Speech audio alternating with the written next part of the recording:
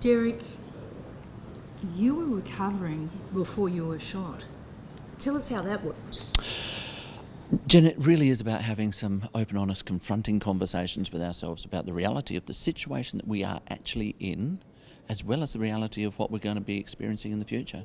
And if we actually have those confronting conversations and say, this is reality, this is an extreme on this side, it's an extreme that side, they're minor, they're not minor, they are minor chance of happening. They're a 1%er, but they're reality. And if they do happen, they're going to destroy my life, right? So the chance of it happening is minor, but the impact on me is going to be extreme.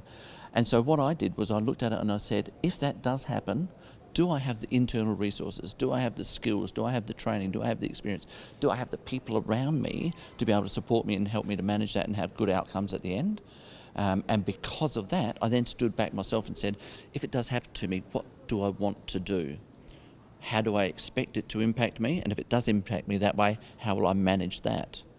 And because I'd set myself up that way when it did happen, I was actually kind of relaxed. I was cracking jokes with myself at the time the bullets were hitting me. I was actually being lighthearted. I wasn't dismissive of risk, but I was actually so well trained in my mind and in my procedures with Star Group that I knew exactly what to do. And it's like driving a car. When you first get into a car, you're in panic mode. But now as you drive a car, you're making jokes, you're singing songs and all the rest of it. It was that sort of sense for me. I've been through this so many times. I know what to do. I can relax, have a joke with myself, but then do exactly what I need to do, even in that moment.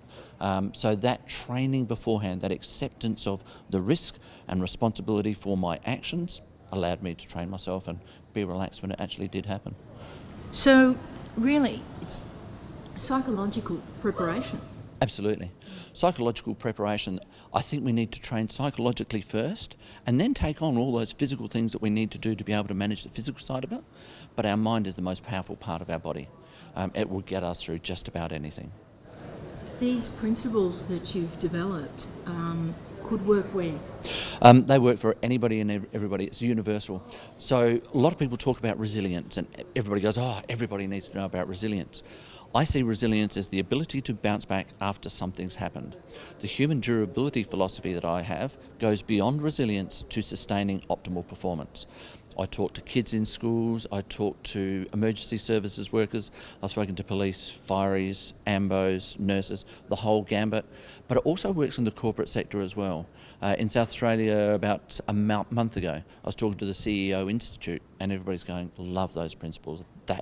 In fact, I spoke in America to some risk management organisations and I have 5 drivers for success which are outside of the human durability principles, and they said those 5 drivers, we're going to use that for our strategic planning for the future. So it does anybody and everybody. So a CEO, what would he take away from one of your courses? Okay, so it is about changing attitudes, then changing beliefs, changing behaviours and changing outcomes. The whole model of durability, we start out with vision, and it's a vision of the outcome you want as a result of your action. And for a CEO, it's what the outcome is from starting this company. We've then got to build up a body of knowledge around how do I have this outcome planned in my mind, what's my support structures, what's my knowledge, what's my experience, what's my training, all those things. Build up a body of knowledge. Most important part of that body of knowledge are what are the indicators that tell me this is going well, or the indicator that tells me it's going badly, and have a plan of action for when that shows up. As a result of that body of knowledge, we then do some planning, and it's not just plan A, plan B, plan C. In Star Group, we got to plan for every contingency, so that took us to plan Z as well. And when you have that amount of planning, it gives you lots of flexibility. When things start going astray, you're able to just go, oh no, easy, I will use this one. Oh no, it's going back this way, I'll use this one over here. You've then got to make a choice. And when you make that choice, you've got to make a commitment to action. And that commitment to action is the implementation of the plan, but remaining flexible at the same time. Sorry to take you down this path again, but tell us what happened, just for our viewers. Tell us what happened that day. So my section, Star Group, high-risk arrests, hostage siege, counter-terrorism, we were assigned to arrest a guy who was designated as high risk. We went to his house, He obviously wasn't real keen on being arrested. He started shooting. He fired 18 times. In less than 5 seconds, he hit me 14 times with, for those people who know what a rifle is a 7.62 or 308 caliber SKK Chinese military assault rifle. He fired 18 times and hit me 14 times. I was then lying on the ground for 3 hours with some massive injuries, bleeding profusely, and my blood supply got so low at one point that even my vision closed down. The first doctor to get to me said he didn't know whether I was dead or alive until I took what he describes as the last gasping breath, and then he worked his magic. And it took me 2.5 years of physical rehabilitation to get back to work.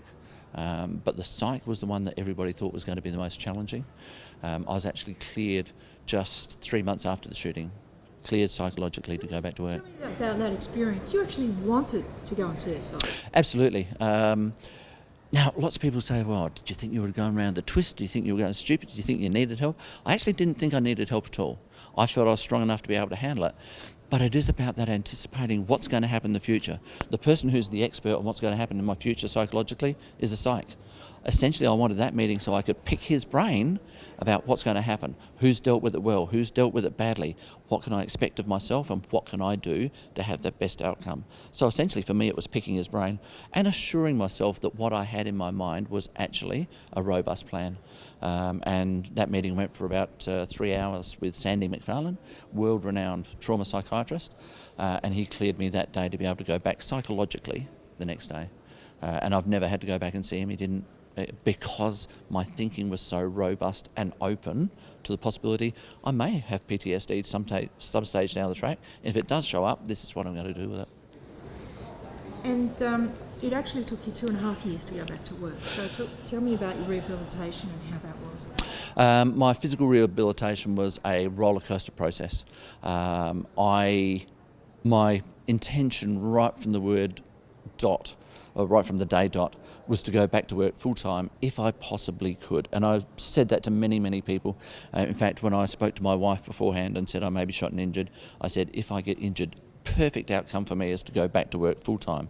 And I need to make sure she gave me that support as well. But it was a roller coaster ride of get a little bit better, and then bang, something will happen and come back down. As much as I'm a very highly motivated, highly excitable, happy chappy, there were days there where it was struggling hard and I was in tears because things weren't going right.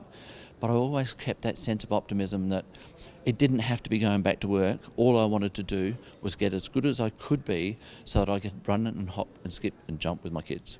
That was the ultimate to me. Getting back to work after that was going to be a bonus. Listening to you, there's a lot of preparation work. There's also a lot of you looking into the future. Yeah. Looking into the future sounds so important.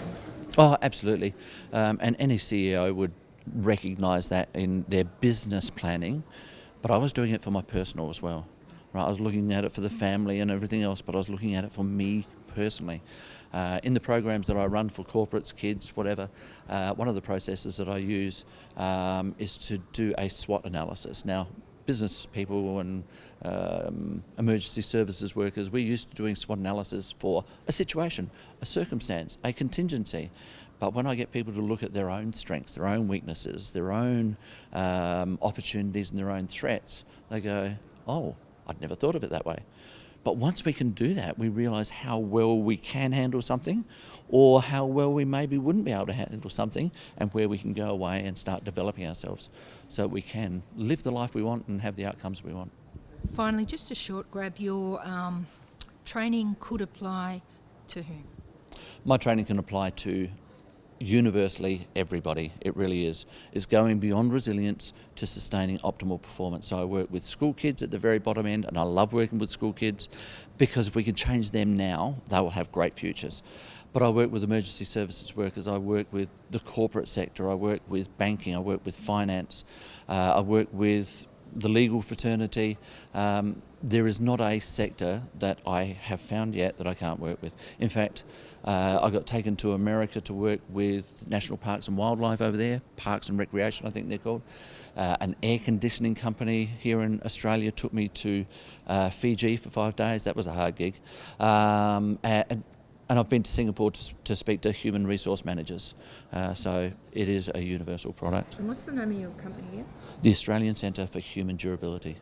Okay. And the name of your course? My course is Human Durability, and it really is about getting your head in the game and trusting in yourself.